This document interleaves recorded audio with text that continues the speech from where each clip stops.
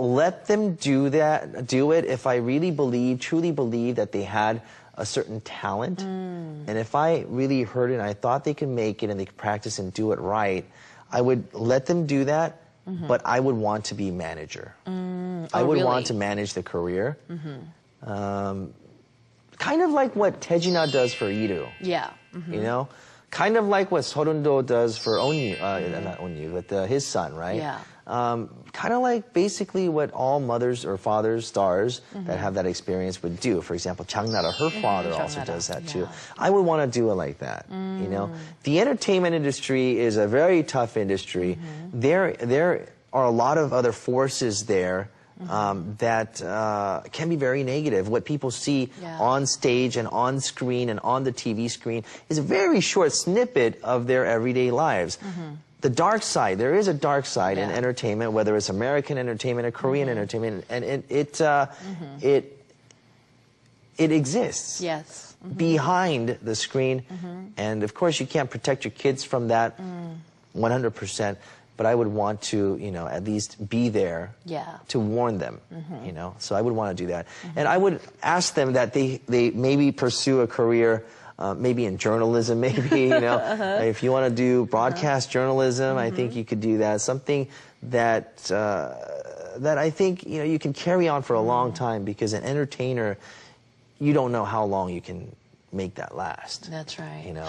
Well, you know, even with journalism, we have to be careful too, because I see with people who are coming into this industry that we're in, I actually say study something just in case, something other than journalism too. Yeah. Because right now, it's not, the first piece of news that we're getting is not news. We're getting it from our social media. Yeah, the first piece of news. That's and then true. we go to the news to get maybe more of the details these days. Very right, very right.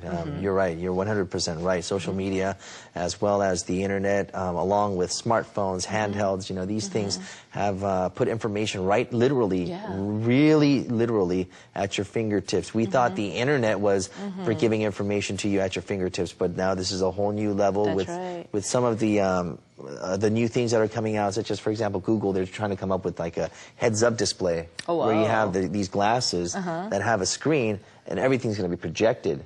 So what's next after that is, like, you can look at an object and automatically it'll scan that object and it'll tell you exactly what it is with all the information. I look at you, it'll scan your face and then do like a face recognition thing. It'll be like Dorothy Nam, she does this show and that show and this and that, and all this information will be right there on those glasses. Imagine a world like that, you know? My so goodness. you're right, you're absolutely right. I think, you know, there's a lot of things that we do need to study on. That's to back right. up. So as a backup, journalism, maybe something else. What about, my question to you, a personal one, how did you meet your wife? Is she Korean? She is Korean. She's 100% Korean. In Sharp, there was a member by the name of Oh Hee-jong. She was her friend. Oh. So we met in 1998, right around the time my album came out. And then we met for the second time in, I believe, early 99, after my album came out. And then I always thought, you know, she was really pretty. But she had a boyfriend back then. Oh. So, you know, I just kind of like let it be. But then later on, after about a year, I found out that she had broken up with her boyfriend. So that's when we kind of started dating or seeing each other. Did you ask her on a date just casually, or you were out there as friends? I'm curious to know. No. I made my intentions known. I don't like say, hey, let's go have some coffee. No. I'm like, hey, I like you. Let's go. You know? Really? Yeah. I'm a very straightforward person. She didn't like me for like 4 months. Oh, really? Yeah. She 4 didn't like months. me very much, yeah. It took a while. It took a while to. How did you win her over? I think it was just persistence. Persistence. Yeah. Once I know what I want. Once I really say, that's the one. That's the thing that I want to do, or that's the person that I want to be with. You know, I think I'm very persistent, and I think it paid off in the end.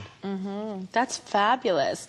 You know, I want to say, you look, I'm not going to ask your age, but you do, well, you did say, actually, what I year told you're you born. exactly what year I was born. You actually look fabulous for your age. How do you stay fit? What do you do? I don't stay fit. I think what happens is... and when do you find the time? That's the question. I don't find the time, obviously. This is, you know, I find the time to invest in the fat that goes around my belly. You know, staying young, I think every year, you know, you get one wrinkle, right? I think I fill that with fat. You know, so I just eat a little bit more every year, and then it gets fatter.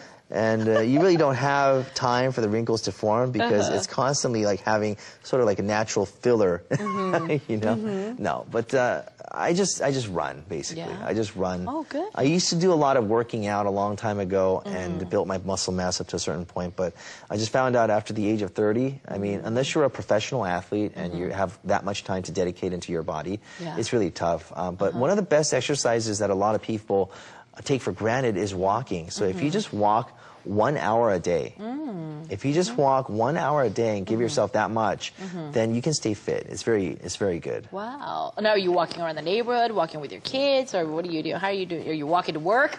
That's also an option too, but I've noticed that Korea now has become very, very walker-friendly and bicycler-friendly.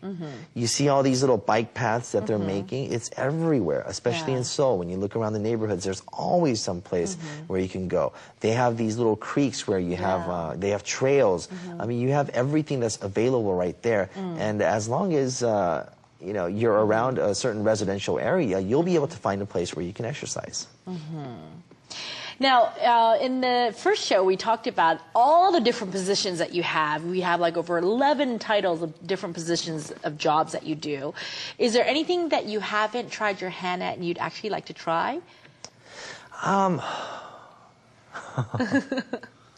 You know, I thought it would be acting. I thought I always wanted to get into acting, but I have a cousin who's a stuntman. Oh, He's the wire guy for many of the Hollywood stunts. For example, Avatar. Whoa. He was Jake Sully.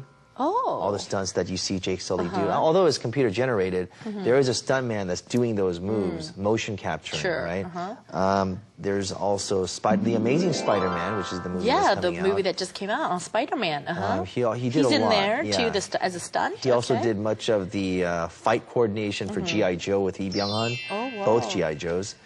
And yeah, I was asking him, he's a good-looking guy. I'm just wondering, why don't you act? Right? I mean, you're already in there, right? Yeah. And then he's like, dude, there's no way I don't care how much money you give me. There's no way I'm going to sit there and do what those guys are doing.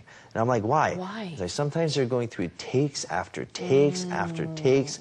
I'll be sitting there falling asleep, and they'll go through the same 5-minute scene for 5 hours. And they're just doing it over. So these Hollywood movies they mean business. Yeah. And I was thinking about it, I was like, and I was imagining some of our other programs, and what if we were doing this little segment here over and over, and I was like, yeah, that's a nightmare.